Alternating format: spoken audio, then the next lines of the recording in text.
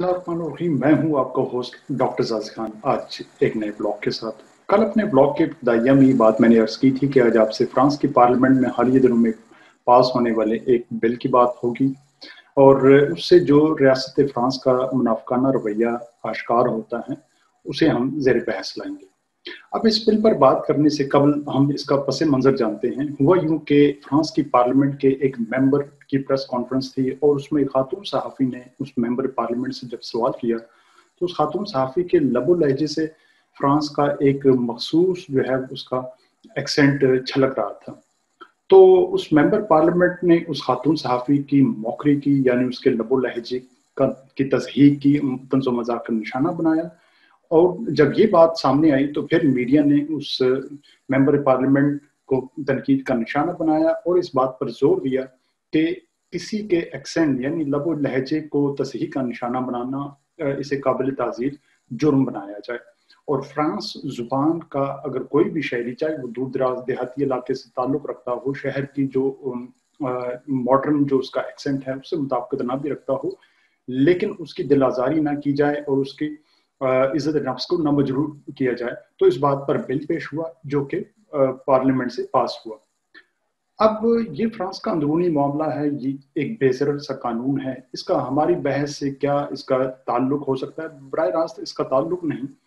लेकिन इस वाक़े से दो बातें जो है, इसकी इम्प्लीकेशंस जो हैं वो ज़ाहिर होती हैं, इससे हमें दो असबाब मिलते हैं। पहली बात ये कि फ्रांस की जो रियासत फ्रांस की हसासियत इससे ज़ाहिर होती है कि रियासत फ्रांस जो है वो सेंसिटिव है, वो इस बात का ख्याल रखती है कि अगर किसी शहरी के की इज़्ज़त नफ्स मजरूह हो, उसकी दिल आज़ारी होती हो, उसकी जो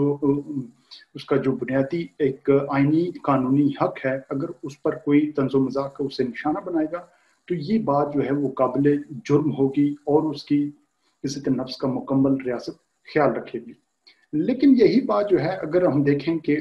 उसी रियासत में अगर 6 लाख मुसलमान, जो तकरीबन वहाँ मुसलमानों की तादाद है, उस मुल्क के शहरी हैं, आइनी और कानूनी हकूक़ के वो हकदार भी हैं, और वही रियासत उन्हें वही कानूनी हक जो है वो देने के लिए तैयार ना हो, कि जब उनके मजहबी अकायद, उनके शायर, उनकी रवायात, उनकी मजहबी तालीमात पर जब ऐसी बात आए तो क्यों रियासत जो है उन्हें खातिर खा वो अपनी खातर में नहीं लाती और उन्हें जो है वो इस बात की रियासत ने अपने शहरियों को, जो शहरियों में जो तफरीक की हुई है कि उसी मुल्क के एक शहरी एक हिस्से को इस बात की इजाज़त है कि वो दूसरे उसी मुल्क के दूसरे शहरी की जो है वो मजहबी तालीमात का मजाक उड़ाए और उनकी दिल आज़ारी करे और उनकी मजहबी तालीमात के साथ जो है वो खिलवाड़ करे। अब इस बात को देखना ये होगा कि ये रियासत के वो कौन से कवानीन हैं जो इस बात की जो है वो मजहबी तालीमात की जो मौकरी है, तंज़ुम है, उसका वो उन्हें इजाज़त देती है। फ्रांस हुकूमत इसे फ्रीडम ऑफ एक्सप्रेशन कहती है, यानी आज़ादी इजहार राय। 1905 में फ्रांस में एक कानून पास हुआ जिसे लासाइते कानून कहा जाता है। लासाइते एक फ्रेंच कानून का मुखफ़फ़ है, यानी उसका एक शॉर्टकट है। इस कानून के तहत रियासत फ्रांस के जो मामला थे वो मजहबी मामला से अलग कर दिए गए और इसमें तीन उसूल तय कर दिए गए। पहला उसूल ये था कि रियासत गैर जानबदार होगी मजहबी मामलात में। दूसरा उसूल उसका ये तय पाया कि मजहबी इक़दार और मामलात की हर शख्स को, हर शहरी को आज़ादी होगी। और तीसरा जो है वो रियासत का ताल्लुक होगा चर्च के साथ, कि रियासत किस किस्म का ताल्लुक चर्च के साथ कायम करेगी। वो ताल्लुक जो है वो इस बात पर होगा कि रियासत चर्च के मामलात में दखल अंदाजी नहीं करेगी और रियासत चर्च जो है वो अपने मामलात में आज़ाद होगा, लेकिन वो रियासती उमूर पर असरअंदाज नहीं होगा। तो ये तीन बुनियादी उसूल तय पाए। लेकिन हालिया दिनों में जो हम देखते हैं कि पिछले दिनों एक नाखुशगवार वाक़या पेश आया जिसमें फ्रांस के एक टीचर की का कत्ल हुआ। उसके बाद जो फिर पै दर पै इस किस्म के वाक़यात हुए जिसने फिर फ्रांसीसी मुआशरे में एक फसाद और एक बदअमनी की फ़ज़ा कायम की और पूरे मुस्लिम मुआशरे में जो है उसके असरात देखे गए। हुआ यूं कि इस मामले में जब उस फ्रांसीसी टीचर का कत्ल हुआ, पूरी मुस्लिम दुनिया ने उसकी मसम्मत की, मुस्लिम जो रियासतों के सरबराहान ने भी इसकी मसम्मत की, और इस्लाम का इस वाक़े को इस्लाम की तालीमात के गैर मुनाफिक करार दिया। लेकिन फ्रेंच हुकूमत और रियासत ने इसके बरखिलाफ अपने तीन उसूलों को, जो उसके लासाइते कानून के तहत 3 उसूल वज़ा किए गए थे, उनकी खिलाफ वर्जी करते हुए वो मौक़िफ़ अपनाया और वो तरीक़ेकार तय किया कि जिनसे उनके अपने आईन और कानून को जो है उन्होंने उनकी खिलाफ वर्जी की। अब इस वाक़े में अगर ये देखा जाए कि फ्रांस की हुकूमत ने उस टीचर की हिमायत में ये किया कि वो जो नाज़िबा खाके थे वो रियासती अदारों पर नशर किया, उन्हें उनके बैनर्स लटकाए और इस बात का बरमला इजहार किया कि वो एक अपने मुस्लिम शहरी तबके की मजहबी तालीमात का मजाक उड़ाने में, उनकी तज़हीक करने में दूसरे जो एक शहरी तबका है उनके साथ खड़ी है। सवाल ये है कि मैक्रों का ये इंतहा पसंदाना, मुतशद्दिद और इस्लाम मुखालफाना रवैया, आखिर इसकी वजूहात क्या हैं? तो इसकी वजूहात 3 हैं। पहली वजह उसका अंदरूनी उसके अवामिल हैं, फ्रांस की अंदरूनी सियासत। मैक्रों की हुकूमत जो थी वो सेंटर लेफ्ट की हुकूमत थी, और सेंटर लेफ्ट की हुकूमत, उसका मंशूर और उसका जो एजेंडा था वो अवाम के लिए जो मुआशी बदहाली थी उसे दूर करना, अवाम को रोज़गार मुहैया करना, अशिया की कीमतों को कंट्रोल करना, और जो कारोबारी सूरत हाल थी उसे बेहतर करना था। अब 2017 में जब मैक्रों की हुकूमत कामयाब हुई तो उसका जो उसकी मुखालफाना, जो उसका फ्री की मुखालफ था, यानी उसकी अपोजिशन थी, वो थी फ्रंट नेशनल। फ्रंट नेशनल एक राइट विंग की जमात है जो मुसलमान मुहाजिर, उनकी मसाजिद, उनकी तालीमात और इस्लाम की इंतहाई कट्टर मुखालिफ उसका स्टांस है। तो अब इन 3 सालों में चूंकि मैक्रों हुकूमत जो है वो दुरुस्त अंदाज में परफॉर्म नहीं कर सकी, तो उससे शदीद खतरा है कि वो जो राइट विंग की पार्टी फ्रंट नेशनल है उसके चांसेस जो हैं वो खासे बढ़ चुके हैं इंतखाबी कामयाबी के लिए। अब होता यूं है कि जब मेन स्ट्रीम की कोई पार्टी जिसका एजेंडा जो है वो पॉपुलिस्ट ना हो, या उसका एजेंडा जो है लोगों की वक्ती जो उसके जज्बात हैं उनका इस्तेहसाल ना हो, बल्कि वो एक मुतदिल उसका रवैया हो, लेकिन जब उसकी मुखालिफ एक ऐसी जमात हो कि जो वो लोगों के जज्बात के इस्तेहसाल करती हो और एक शॉर्टकट के जरिए वो इक़्तिदार में आना चाहती हो, तो फिर उसके असरार जो है वो मेन स्ट्रीम पार्टी के एजेंडे पर और उनकी अप्रोच पर भी ज़रूर पड़ते हैं। जैसे पाकिस्तान में आप देख सकते हैं जो पीटीएम की तहरीक है, जो पख्तून तहरीक, एक नस्ली या सूबाइयत प्रस्त एक तहरीक है, वो जब केपी में अपना जो है वो एजेंडा मंशूर लेकर आएगी तो उसके असरात कुदरती तौर पर पीटीआई और दीगर सियासी जमातों पर भी पड़ेंगे, इसलिए कि वो एक ऐसे नर्व को, एक ऐसी हसास बात को छेड़ रहे हैं जिससे नस्ली जज्बात को वक्ती तौर पर उभारे जा सकते हैं। बिल्कुल इसी अंदाज में फ्रांस में जो फ्रंट नेशनल की पार्टी है वो इक़्तिदार तक पहुंचने के लिए वो उन जो फ्रांसीसी निजात जो शहरी हैं उनके उन जज्बात को वो छेड़ रही है, जिससे वो मुसलमानों के खिलाफ उभार कर या उनके जज्बात से खेल कर वो इक़्तिदार तक पहुंचना चाहती है। मैक्रों की पार्टी का ये एजेंडा नहीं था, लेकिन चूंकि मैक्रों की पार्टी को इस बार टफ कंपटीशन का सामना है, इसलिए मैक्रों जो है वो भी उसी रुख पर चल पड़ा है और उसी एजेंडे को अपना रहा है जो राइट विंग की पार्टी का एजेंडा था। ये तो वजह रही उसकी अंदरूनी सियासी हालात। अब दूसरा जो फैक्टर है वो एक्सटर्नल है, यानी बैरूनी महाज पर उसे पसपाई का सामना। मैक्रों को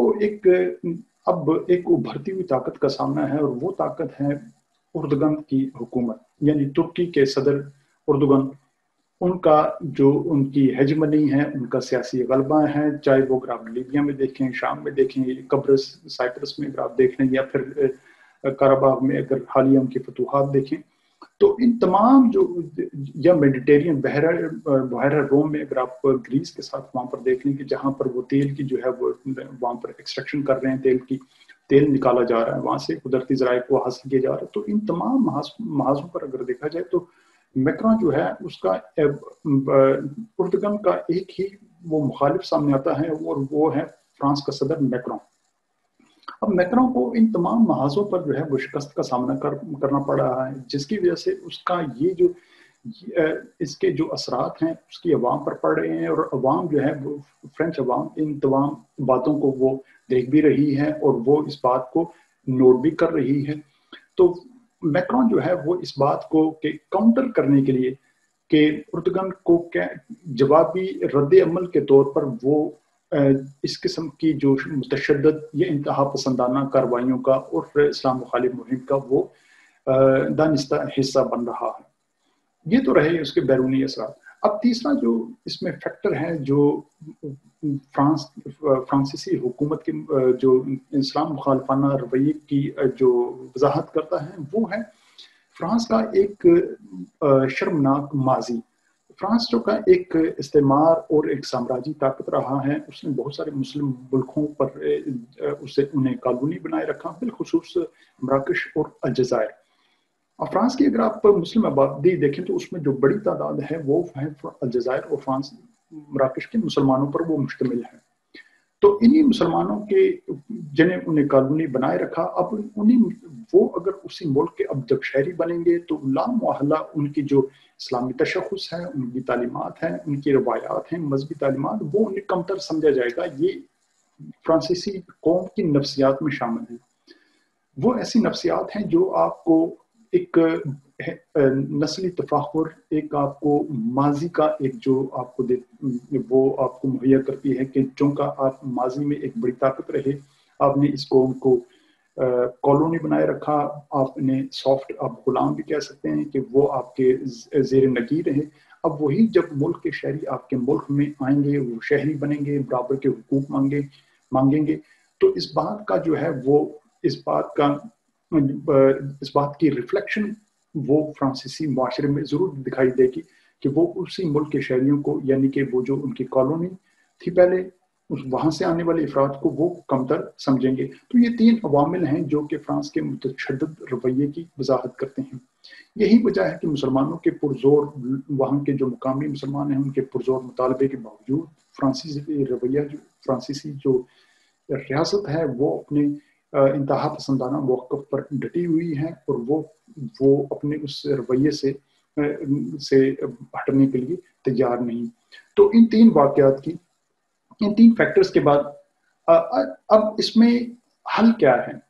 کیسے اس مسئلے کو حل کیا جائے، اس فرانس کے جو قوانین ہیں ان میں کیسے تبدیلی لائی جائے، یہ مسلمان ملک اس میں کیا کردار ادا کر سکتے ہیں. تو اس کی تین صورتیں ہیں. پہلی صورت یہ ہے کہ مسلمان اپنی انفرادی کوشش جاری رکھیں، جیسے انہوں نے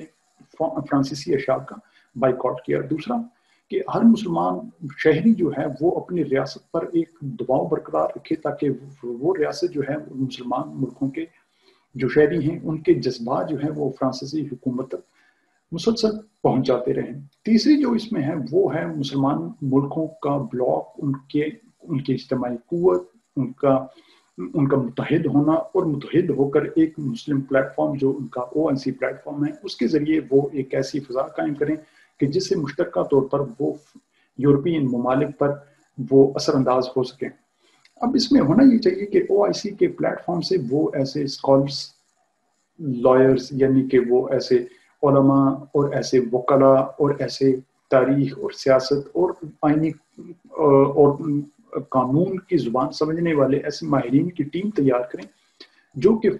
چاہے فرانس ہو یا کوئی اور یورپی ملک ہو، وہاں جا کر اس ڈائلاگ کو سٹارٹ کرے، ڈائلاگ کو انیشیٹ کرے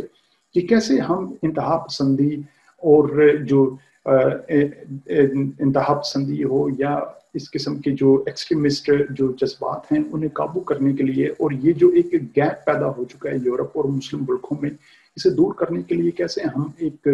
ڈائلاگ سٹارٹ کر سکتے ہیں تاکہ ہم اپنے اس فرق پر، اس گیپ پر قابو پائیں، اور تاکہ یہ معاشرے جو ہیں وہ انتشار کا شکار نہ ہو، اور کسی بھی مذہبی، وہ چاہے اقلیت ہو یا اکثریت ہو، ان کے مذہبی تعلیمات کا تحفظ ہو، ان کی تضحیک نہ ہو، اور معاشروں میں جو ہے وہ ان کے ایک دوسرے کے معاشی ترقی، معاشی جو ان کے مفادات ہیں ان کا تحفظ ہو سکے. تو یہ اس کی ایک جو عملی صورت جو اس کا ایک حل کیا جا سکتا ہے. تو انہی گزارشات کے ساتھ آپ سے اجازت، اور انشاءاللہ اگلے بلاگ میں پھر اگر اسی موضوع پر آپ کی آراء سامنے آئیں اور اس پر مزید بات کرنے کی ضرورت ہوگی تو پھر ایک اور بلاگ میں اپنی گزارشات کو مزید پیش کریں گے. آج کے لیے شکریہ.